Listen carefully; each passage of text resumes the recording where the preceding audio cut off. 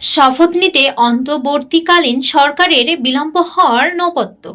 ২০২৪ সালের ৫ই আগস্ট গণ অভ্যুত্থানের মুখে দেশ ছেড়ে পালিয়ে যাওয়ার পর ৮ই আগস্ট অন্তর্বর্তীকালীন সরকার গঠনের পূর্ব মুহূর্ত পর্যন্ত বাংলাদেশে কোনো সরকার ছিল না।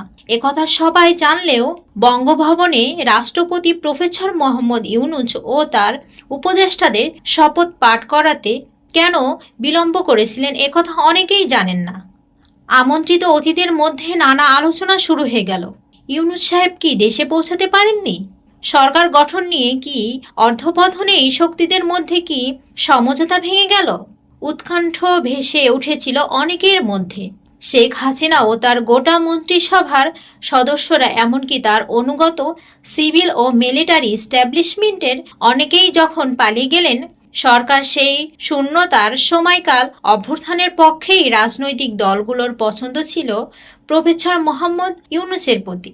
হাসিনার আমলে তত্ত্বাবধায়ক সরকার ব্যবস্থা সংবিধান থেকে বাতিল করায় নতুন কোনো ব্যবস্থায় অন্তর্বর্তীকালীন সরকার গঠিত হবে তা নিয়ে গলদগর্মা সংশ্লিষ্টরা।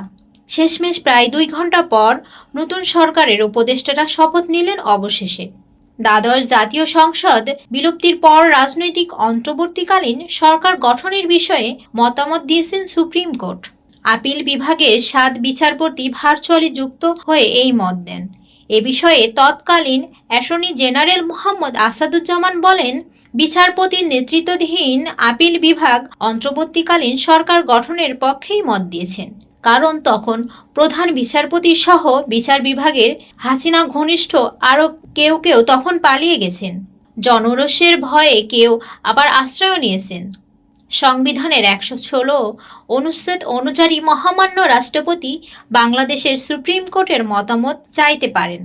আইন, বিচার ও সংসদ বিষয়ক মন্ত্রণালয় থেকে এ সংক্রান্ত একটি চিঠি আসে, যেখানে মহামান্য রাষ্ট্রপতি অন্তর্বর্তীকালীন সরকার বিষয়ে বাংলাদেশের সুপ্রিম কোর্টের মতামত জানাতে চান।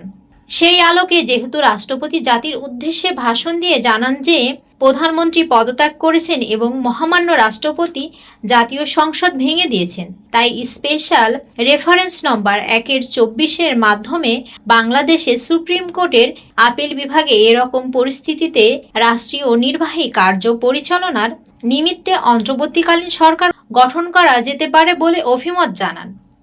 মহামান্য রাষ্ট্রপতি প্রধান উপদেষ্টা সহ অন্তর্বর্তীকালীন সরকারের অন্যান্য উপদেষ্টাগণ নিযুক্ত করতে পারেন। প্রধান উপদেষ্টা সহ অন্যান্য উপদেষ্টাগণকে শপথ পাঠ করাতে পারেন মর্মে বাংলাদেশের সুপ্রিম কোর্টের আপিল বিভাগ মতামত দিয়েছিলেন। ডক্টর ইউনূসের নেতৃত্বে গঠিত অন্তর্বর্তীকালীন সরকারের শপথ নেওয়ার আগেই প্রশ্ন ওঠে এর আইনি বৈধতা বিষয়ে।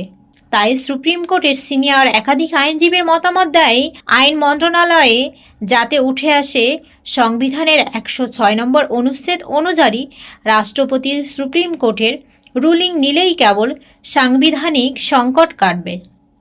অন্তর্বর্তীকালীন সরকার শপথ নিলে কোনো সাংবিধানিক সংকট হবে কিনা সুপ্রিম কোর্টের কাছে সেই মতামত চেয়ে পাঠান রাষ্ট্রপতি মোহাম্মদ শাহাবুদ্দিন।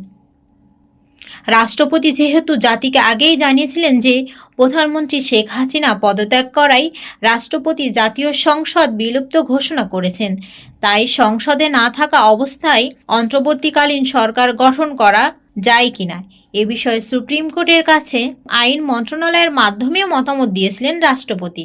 আপিল বিভাগে অন্তর্বর্তীকালীন সরকার গঠনের পক্ষে মত দেন এবং রুলিং ইস্যু করেন।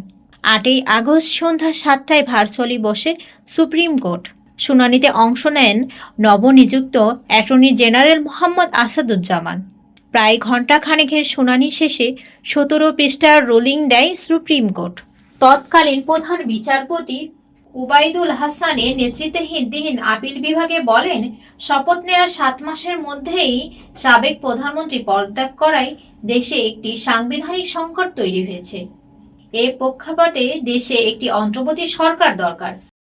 কাজেই ডক্টর ইউনূসের নেতৃত্বাধীন অন্তর্বর্তীকালীন সরকার শপথ নিয়ে সাংবিধানিকভাবে কোনো বাধা নেই।